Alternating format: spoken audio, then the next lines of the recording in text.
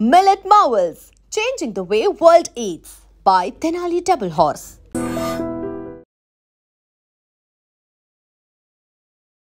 పిల్లలు మీకు ఎలా చెప్పాలో కూడా అర్థం కావటం లేదు. క్షణికావేశంలో ఇంట్లో వాళ్ళు ఏదో అన్నారనే ఒకే ఒక చిన్న కారణాలతో మనస్తాపానికి గురవుతున్నారో లేకపోతే క్షణికావేశంలో ఆలోచన శక్తి కోల్పోతున్నారో తెలియటం లేదు. కానీ ఆత్మహత్యలు చేసుకుని కుటుంబాలకు మాత్రం తీరని లోటు మిగులుస్తున్నారు. అసలు మీరు లేని ఆ లోటు తీర్చలేనటువంటిది. సో ఇప్పుడు అనకాపల్లి జిల్లాలో కూడా ఇలాంటి విషాదకర ఘటన జరిగింది. సో ప్రజెంట్ మనం అనకాపల్లి జిల్లాలో ఉన్నటువంటి శారదా బ్రిడ్జ్ పై ఉన్నాం. 20 ఏళ్ల కీర్తి అనే అమ్మాయి చిన్న కారణం, ఆ కారణం ఏంటి అని తెలిస్తే కూడా ఇంత చిన్న విషయాలకు కూడా అలా బలవన్మరణాలకు పాల్పడుతున్నారా అనే ఒక ఆశ్చర్యం, బాధ కూడా కలుగుతుంది. సో కీర్తి అనే అమ్మాయి ఇంట్లో చిన్న మాటకి తను తట్టుకోలేక ఇక్కడికి వచ్చి ఈ శారదా బ్రిడ్జ్లో ఈ నదిలోనికి దూకి తను సూసైడ్ చేసుకుంది.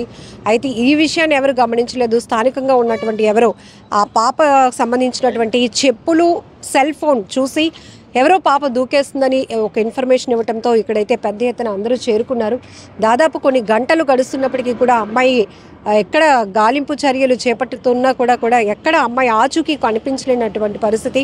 దాంతో ఈ మధ్య ఎక్కువగా భారీ వర్షాల వల్ల ఈ వాటర్ లెవెల్ కూడా చాలా ఎక్కువగా ఉంది. ప్రతి ఒక్కరూ తీవ్ర ఆందోళనలో ఉన్నటువంటి పరిస్థితి. అసలు ఎందుకు 20 ఏళ్ళు ఉన్నటువంటి ఆ అమ్మాయి కీర్తి ప్రస్తుతం కరూర్ వైశ్య బ్యాంక్లో కూడా పనిచేస్తూ తన సంపాదన తనే చేసుకుంటూ చాలా సెల్ఫ్ కాన్ఫిడెన్స్ కూడా చాలా యాక్టివ్గా ఉంటుందని కూడా వీళ్ళందరూ చెప్తున్నారు. అసలు ఏం జరిగింది, ఇంత అర్ధాంతరంగా అమ్మాయి ఇలా వచ్చి బలవన్మరణానికి పాల్పడడానికి అసలు కారణం ఏంటి అడిగి తెలుసుకుందాం. మీరేమవుతారండి పాపకి? పాప పెదనన్నమ్మ. ఏమైంది అసలు, ఏం జరిగింది? ఏమైందంటే మామూలు బాగానే ఉండేది, ఏమీ లేదు. మామూలు జోకులు వేసేది, అన్నీ చేసేది. కానీ ఇప్పుడు కూడా ఫీల్ అయ్యేది కాదు. ఎంత ఏమనుకున్నా మళ్ళీ తిరిగి మాకే సమానం చెప్పేది.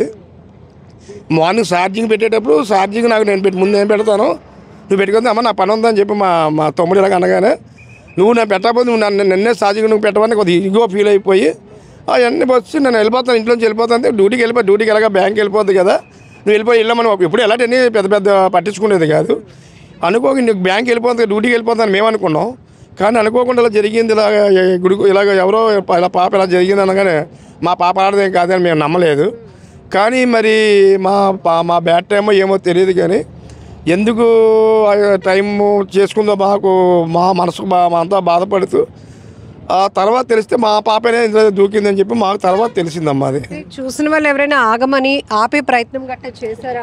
లేదమ్మా, వాళ్ళైతే ఎవరైనా లారీలు వెళ్ళిపోతున్నా వస్తుంటే ఎవరో ఒక ఆయన బలోరా ఆయన వెళ్ళిపోతుంటే పాప అక్కడ ఉండి అలా నిలబడి చెప్పులను సెల్లో అక్కడ పెట్టేసి పైన నేను ఉంటే చూడలేదట ఎవరును. ఆయన అద్దంలో వెళ్ళిపోతుంటే పైకి వెళ్ళి దూకినట్టు అద్దంలో చూశాడటమ్మా. ఆయన వెళ్ళి మళ్ళీ తిరిగి మళ్ళీ ఇలా రిటర్న్ రావడం వచ్చేటప్పటికి అక్కడ మునిగిపోయింది కాకుండా మళ్ళీ ఇక్కడ వచ్చి ఇలా చిన్న కాల్ మునిగినట్టు ఇక్కడ ఉన్నదని చెప్పి చూసి అన్న మాకు ఆ ఫోన్కి చెప్తే కానిస్టేబుల్ వచ్చి ఆ ఫోన్ కలెక్ట్ చేసుకొని దాన్ని మాకు ఇంటిమేట్ ఇచ్చారమ్మా. తెలిసింది ఇలా జరిగిందని మాకు తెలిసింది. చనిపోయి 11 గంటలకు ఉండొచ్చు, ఉదయం 11. ఈరోజు 4:30 అంత అవుతుంది. ఇప్పుడు వచ్చి ఎటువంటి మాకు చర్యలు ఇంకా చేపట్టలేదు. మేమంతా దాని గురించి గాలిస్తున్నాం, మా బంధువులు మా అందరూ కూడా, గ్రామస్తులందరూ కూడా. ఇప్పుడు ఎవరో మన స్థానిక ఎమ్మెల్యే గారు వచ్చారు, వాళ్ళ కలెక్టర్ గారికి మన వాటర్ లెవెల్ కూడా ఎక్కువ ఉంది, మీరెవరు సాహసం చేయలేరంతా. ఎందుకంటే దానికి సంబంధించి గజ ఈతగాళ్ళు, SDRF బృందాలు వాళ్ళు మాత్రమే అది చేయగలిగారు. చేస్తా అంటే వాళ్ళకి రమ్మని చెప్పి మార్నింగే కోరితే వాళ్ళు ఏంటంటే 4 గంటలు వస్తాము. స్థానిక ఎంఆర్ఓ గారు ఏం చెప్పారంటే మన మునగపాకి ఎంఆర్ఓ గారు లైటింగ్ ఏర్పాటు చేయండి, మరి వాళ్ళు వస్తే వాళ్ళందరికీ కూడా మేము ఏదో టైం దగ్గర నుంచి ఏర్పాటు చేస్తాము, మీకు కరెంట్ కూడా మేము ఏర్పాటు చేస్తామని చెప్పి అన్నారు. అలాగే ఎస్ఐ గారు కూడా, సబ్ ఇన్స్పెక్టర్ కూడా పొద్దు మార్నింగ్ నుండే అన్ని ఏర్పాట్లు ఆయన పర్యవేక్షిస్తున్నారు. సో మన తహసీల్దార్ గారు కూడా అన్ని ఏర్పాట్లు చూస్తున్నారు. అన్ని. కీర్తి వయసు ఎంత ఉంటుందండి? ఆమె స్టడీస్ 20 సంవత్సరాలమ్మా. ఏజీ BSc చదువుకుందమ్మా. చేసుకుని మంచి ర్యాంక్ వచ్చింది. ఆవిడ ఉద్దేశం అంటే అగ్రికల్చర్ చేద్దామని ఉద్దేశం, అగ్రికల్చర్ ఆఫీస్ చేద్దామని ఉద్దేశం. మాకు ఎలాగ పొలంలో ఉన్నా కాబట్టి పొలాల్లోనూ ఒక మంచి పంటలు కలిపెట్టాలనే ఉద్దేశంతో చేసి ఇంకా చదువుదామని ఇంకా ఉద్దేశం ఉంది. కానీ అనుకోకుండా కరూర్ వైశ్య బ్యాంక్లోనూ ఒక టెంపరీ జాబ్ రావడం వల్ల జాయిన్ అయ్యి వచ్చిన డబ్బులతో ఇంకా చదువుకొని ఇంకా పైగా డెవలప్ అవుదామనే ఉద్దేశం అని ఉండేది అమ్మా. సో ఫ్యూచర్ మీద అంత పెద్ద ఆలోచన ఉన్న అమ్మాయి ఛార్జర్ కోసం వాళ్ళ నాన్నగారు ఆ ఛార్జర్ కాదు ఇది అని ఒక గసిరినందుకు కొట్టడం లేదు, ఏం లేదు. ఎప్పుడు కూడా మా తమ్ముడు పిల్లలు ఎప్పుడు కూడా కొట్టడం కానీ గసడం కాదమ్మా, సరదా మాట్లాడతారు, మళ్ళీ మాట్లాడతారు, మాకు తిరిగి సమాధానం చెప్తారు. తండ్రి అని కూడా కొద్దిగా ప్రజలు భయపడి ఉండదు, వాళ్ళు మాకే తిరిగి చెప్తారు, ఇలా చేసుకున్నామ్మా అలా చేసుకున్నామా అని చెప్పండి. అంటే మా తమ్ముడు యాక్చువల్గా అనకాపల్లిలో వినాయకుడి విగ్రహం పెట్టడం వల్ల నాకు ఛార్జింగ్ అయిపోతున్నాము, ముందే పెట్టిన తర్వాత వెళ్ళిపోతాను, కొద్ది నువ్వు చూసుకుని ఏమంటే అని నువ్వు కానీ నేను ముందే పెట్టుకుంటాను అని చెప్పని ఆ చిన్న డిస్కషన్ అంతే.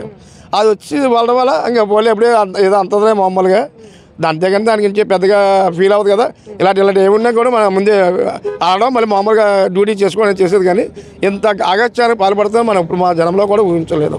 సో ఒకవైపు ఇప్పుడు అనకాపల్లిలో భారీ ఎత్తున వినాయకుడిని ఏర్పాటు చేసి ఉత్సవాల ద్వారానే అనకాపల్లికి ఒక పేరు, ఒక వైబ్రెంట్ తీసుకొచ్చినటువంటి ఆ నిర్వహణలో ఫుల్ బిజీగా ఉన్నటువంటి అతను ఇప్పుడు కూతుర్ని పోగొట్టుకున్నటువంటి విషయం అక్కడ చాలా రెస్పాన్సిబిలిటీ మాకు చాలా ఏంటంటే మా అంత కుటుంబం అంతా నేను మొత్తం 5 అన్నదమ్ములు, 3 అన్నదమ్ములు, 4 చెల్లెలు, మా అందరూ కూడా చాలా మానసికంగా ఇప్పుడు చాలా బాధపడుతున్నాం.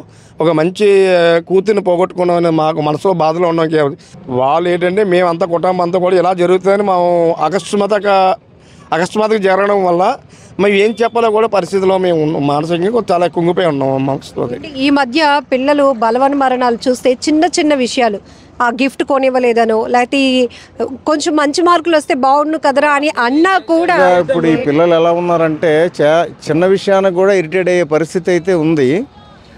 మరి ఈ పరిస్థితులు అలా చేస్తున్నాయా మరి ఏంటనేది తెలియదు, కానీ చిన్న విషయానికి ఇరిటేట్ అయిపోయి లేనిపోని వ్యవహారాలు చేసేస్తున్నారు, సూసైడ్లు అవి ఇవి చేస్తున్నారు.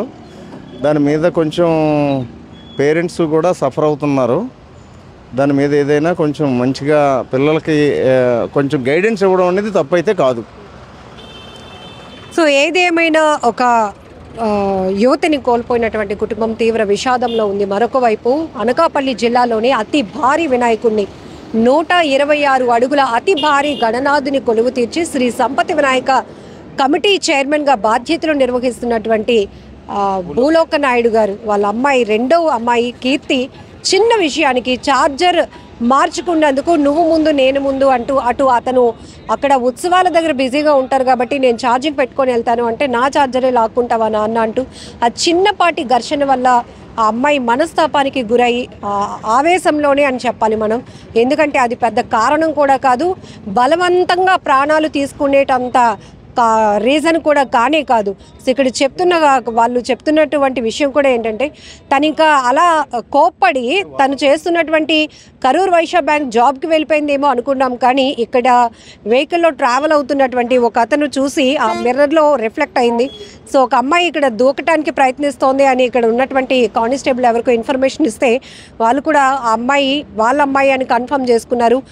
చెప్పులు సెల్ ఫోన్ ఇక్కడ పెట్టేసి అమ్మాయి ఇదే శారదా బ్రిడ్జ్లోనికి దూకేసింది. సో ఇప్పటికీ కూడా అమ్మాయి ఇంకా ఎక్కడ ఉంది ఏంటి అనే ఆచూకీ కూడా కనిపించలేనటువంటి పరిస్థితి. ఎందుకంటే భారీ వర్షాల వల్ల దీని ఫ్లోటింగ్ కూడా ఎక్కువగా ఉంది కాబట్టి ఇంక అందరూ కూడా హోప్స్ వదులుకునే పరిస్థితి వచ్చింది. మరొక వైపు ఏంటంటే ఆ తండ్రి తీవ్ర విషాదంలోనికి వెళ్ళిపోయారు. ఇప్పటికే ఒక ఎత్తున భారీ గణనాథుడిని ఏర్పాటు చేసి అక్కడ ఉన్నటువంటి ఆ ఉత్సవ నిర్వహణ బాధ్యతలు తీసుకున్నటువంటి ఆ తండ్రి ఇప్పుడు తన కూతుర్ని కోల్పోవడంతో ఆయన ఒక్కసారిగా కుప్పకూలిపోయినటువంటి పరిస్థితి. దీంతో అనకాపల్లి జిల్లాలో ఒక్కసారిగా విషాదకర ఘటన. గవరపాలెం గ్రామస్తులంతా కూడా పెద్ద ఎత్తున ఇక్కడికి చేరుకున్నారు. సో ఇప్పుడే మనకి చూడొచ్చు వెనుకతల అగ్నిమాపక సిబ్బంది కూడా ఇక్కడికి చేరుకోవడం జరిగింది. ఎందుకంటే ఇప్పుడు ఇక్కడ సెర్చ్ ఆపరేషన్ అనేది కొనసాగించడానికి అన్ని సిద్ధం చేస్తున్నారు.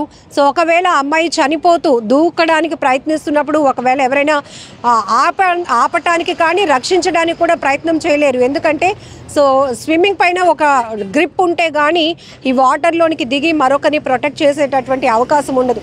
అలాంటిది ఫ్లోటింగ్ చాలా ఎక్కువగా ఉంది.